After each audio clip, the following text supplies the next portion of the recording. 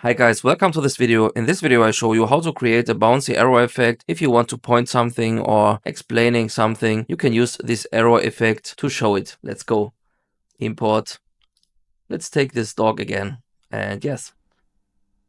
Drag and drop into the timeline. Click on stickers. Search for arrows. And let's take this one. Alright. You can rotate it. Scale it down a little bit. Rotate again.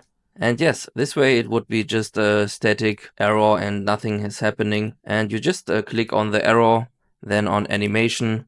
And here you have the bounce in effect. Of course, you also have other effects like fade in, spring or something. But I like to use bounce in for to show something or something like that, because it's very common and very nice to look at if somebody is explaining something. And yes, so you can also change the duration for this effect, animation, and yes, to complete it, you can also use Out tab and bounce it out.